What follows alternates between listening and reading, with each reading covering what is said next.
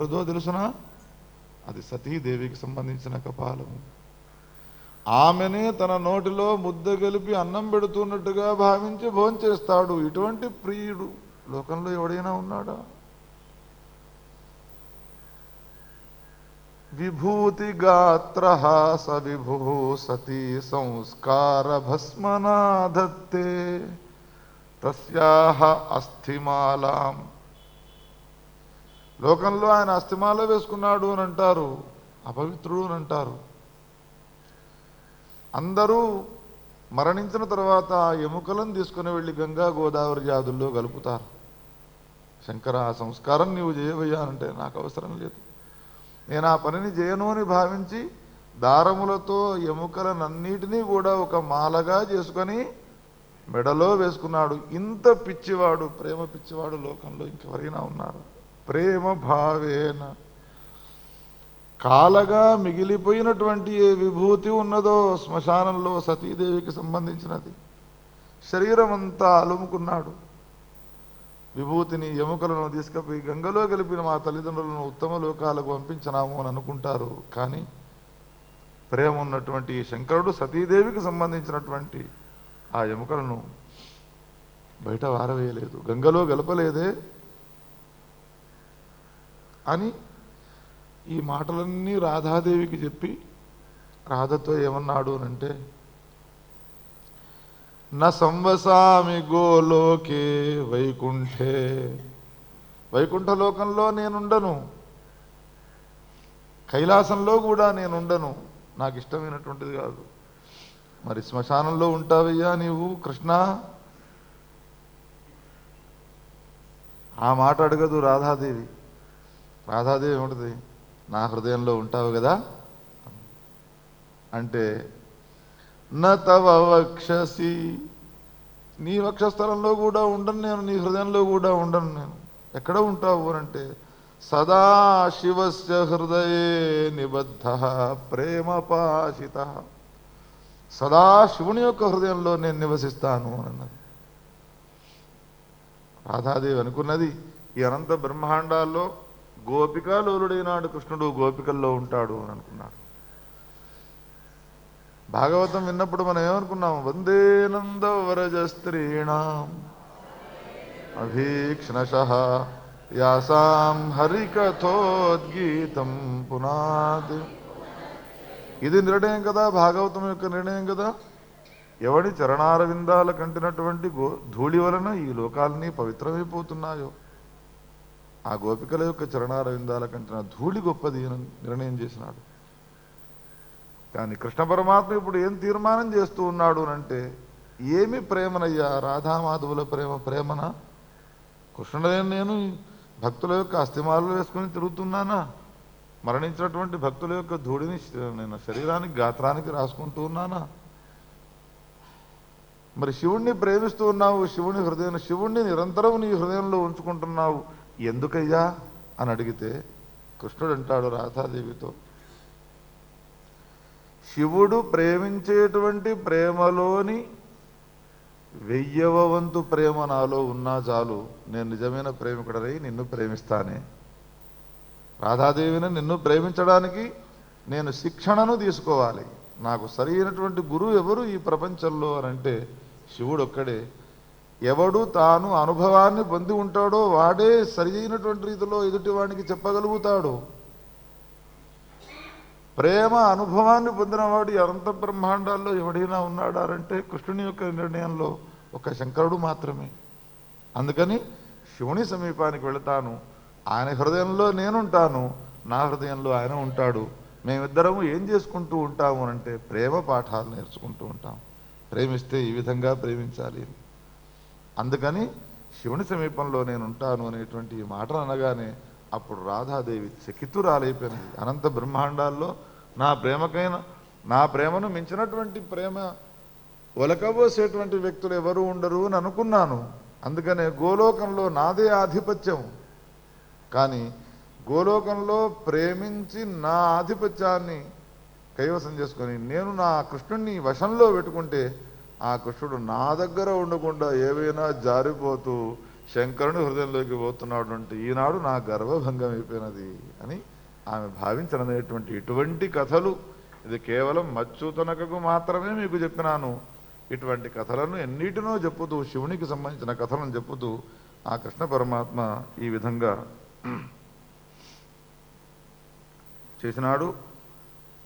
ఆ తర్వాత మళ్ళీ ఇంకేమి ప్రశ్న వేసినది అని అంటే, కృష్ణ, శివుడంటే ఇంత ప్రేమ అభిమానం నీకున్నది కదా, అయితే నేను ఒక ప్రశ్న వేస్తాను. ఏమిటి అని అంటే, శివునికి సంబంధించినటువంటి నిర్మాల్యాన్ని తీసుకోకూడదు అని అంటారు లోకంలో.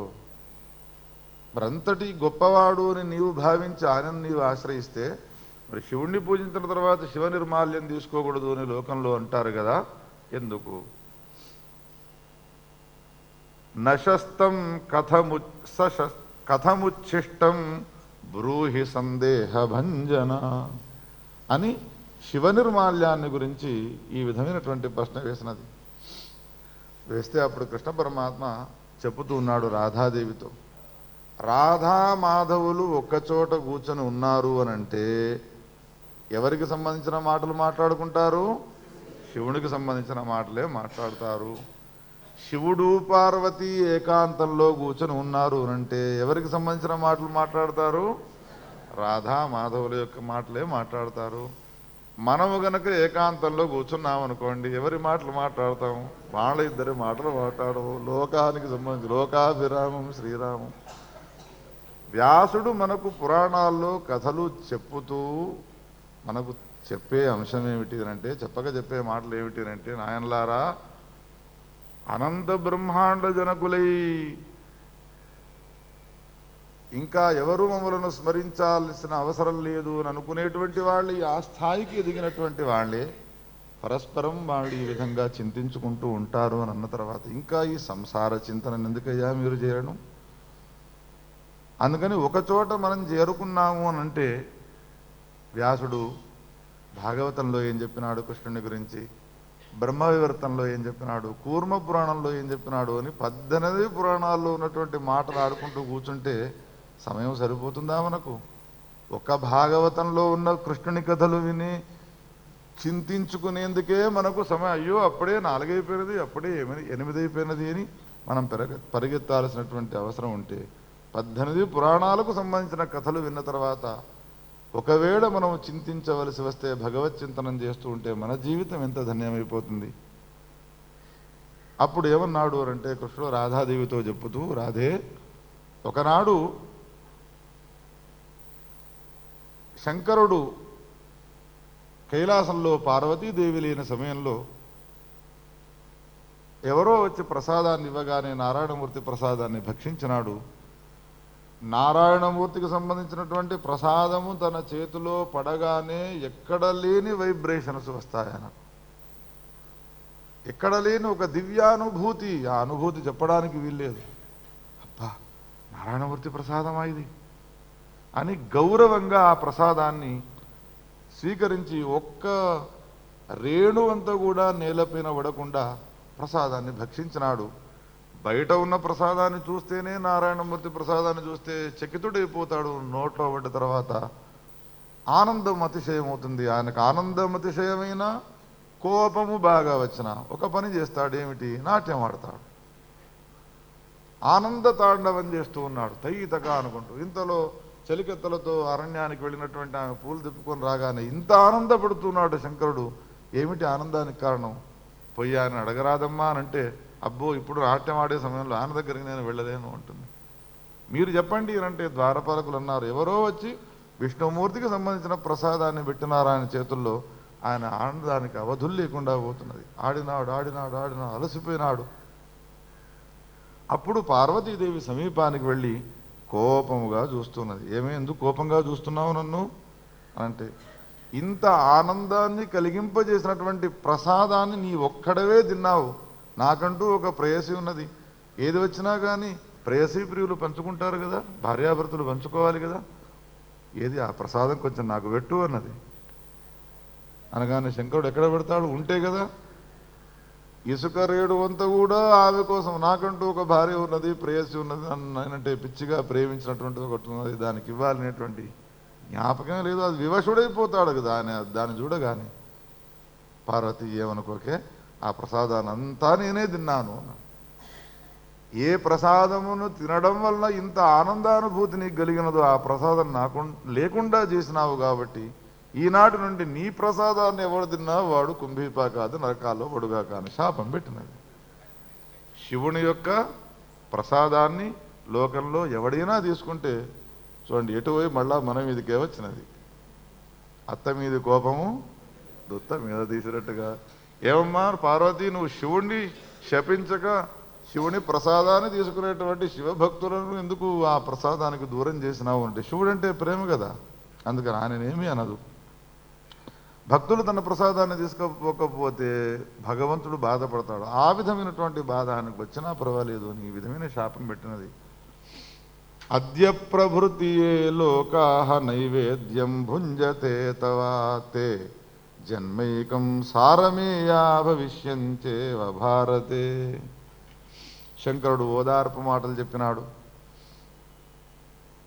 ఇటువంటి శాపాన్ని నీవు పెడితే నా భక్తుల గతి ఏం కావాలని ఒక్కసారి ఆలోచించు. కోపం వచ్చినది అన్న తర్వాత ఆ కోపము సుదీర్ఘంగా ఉండదు. పార్వతీదేవికి క్షణంలో అయ్యో ఇటువంటి శాపాన్ని నేను పెట్టినానే అని బాధపడి ఈ శాపానికి ఏమైనా ఉపసంహారం చెప్పవని శంకరుడు అడగానే అప్పుడు ఆమె కొన్ని ఉపసంహారపు మాటలు చెప్పినది. దాన్ని కుదింపు చేసినది ఆ శాపాన్ని. శివునికి సంబంధించినటువంటి ప్రసాదము నిజానికి నిర్మాల్య పనికిరానిదే అయినప్పటికీ కూడా ఏ ఏ శివలింగములకు పెట్టినటువంటి ప్రసాదము పనికిరాదో చెప్పుతున్నాను విను అని చెబుతున్నది. రసముతో పాదరసముతో తయారు చేసిన శివలింగానికి నైవేద్యం పెడితే పనికి వస్తుంది. నర్మదా నది నుండి తీసుకువచ్చినటువంటి శివలింగానికి నైవేద్యం పెడితే పనికి వస్తుంది. ఏవైతే స్వయం వ్యక్తములైనటువంటి లింగములు ఉన్నాయో, కాశీ రామేశ్వరం మొదలైనటువంటి సౌరాష్ట్రాది దేశాల్లో ఉన్న జ్యోతిర్లింగములు ఉన్నాయో వాటికి పెట్టినటువంటి శివలింగం పెట్టిన నైవేద్యం పనికి వస్తుంది. మరి ఏ లింగానికి అనంటే మానవుల చేత ప్రతిష్ఠింపబడినటువంటి శివలింగం అయితే ఆ ప్రసాదాన్ని స్వీకరించకూడదు. మానవ ప్రతిష్ఠితములైనటువంటి శివలింగం. ఒకవేళ ఆ శివలింగము పక్కన గనక శాలిగ్రామ శిలను పెట్టినారనుకో ఆ ప్రసాదం కూడా తీసుకోవచ్చును అని ఈ విధంగా వెసలుబాటు చేసినది శివభక్తులకందరికీ కూడా అనుగ్రహాన్ని కలిగించినది అనేటువంటి ఈ కథను చెప్పి, ఇంత గొప్పవాడే శంకరుడు చూసినావా, నేనంటే ఆయనకి ఎంత భక్తి, ఎంత ప్రేమ. ప్రేమ అనేటువంటిది కేవలం ఒక స్త్రీ విషయంలో కాదు. ఒక పురుషుణ్ణి ప్రేమిస్తే ప్రేమించాలి ఎట్లా అనంటే శివుని వలె ప్రేమించాలి. ఒక పుత్రుణ్ణి ప్రేమిస్తే ప్రేమించాలి ఎట్లా అనంటే శివుని వలె ప్రేమించాలి. అందుకని శివుడంటే నాకు చాలా ఇష్టమైనటువంటి వాడు. రాధాదేవైన నీ వక్షస్థలంలో కూడా నేను ఉండను అని ఆ ప్రేమాతిశయాన్ని గురించి వర్ణించినటువంటి ఈ పురాణం ఎంత గొప్పమైనటువంటి పురాణము బ్రహ్మవైవర్త పురాణము. గోపాలకృష్ణ భగవానికి జయ రాధే జయ రాధే జయ జయ శ్రీ రాధే జయ రాధే జయ రాధే జయ రాధే జయ జయ శ్రీ రాధే జయ రాధే జయ రాధే జయ రాధే జయ జయ శ్రీ రాధే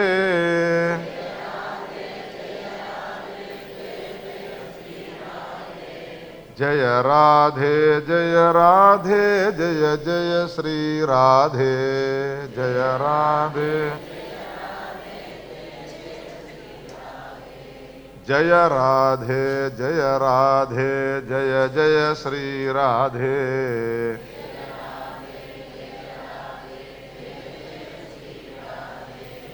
జయ రాధే జయ రాధే జయ జయ శ్రీ రాధే రాధే ఇగా జయ రాధే జయ రాధే జయ జయ శ్రీ రాధే జయ రాధే జయ శ్రీ రాధే జయ రాధే జయ రాధే జయ జయ శ్రీ రాధే జయ రాధే జయ రాధే జయ జయ రాధే జయ రాధే జయ జయ శ్రీ రాధే జయ రాధే जय जय श्री राधे जय राधे जय श्री राधे जय राधे जय राधे जय जय श्री राधे जय राधे जय राधे जय श्री राधे जय राधे जय राधे जय जय श्री राधे जगदम्ब विश्वपालिनी राधा रानी की जय। नमः पार्वती पते। हिरण्यपात्रं मधोः पूर्णं ददाति मथव्योऽसानीति एकधा ब्रह्मण उपहरति एकधैव यजमानायस्तेजो दधाति। कर्पूरगौरं करुणावतारं संसारसारं भुजगेन्द्रहारं सदा वसन्तं हृदयारविन्दे भवं भवानी सहितं नमामि भवं भवानी सहितं नमामि। नित्यश्रीरस्तु नित्यमङ्गलानि भवन्तु सन्ततं श्रीरस्तु समस्त सन्मङ्गलानि भवन्तु। भक्तवत्सल भगवान की नमः पार्वती पतये। स्वस्ति प्रजाभ्यः परिपालयन्तां न्याय्येन मार्गेण महीं महे गोब्राह्मणेभ्यः शुभमस्तु नित्यं लोकाः समस्ताः सुखिनो भवन्तु। तत्सद्ब्रह्मार्पणमस्तु।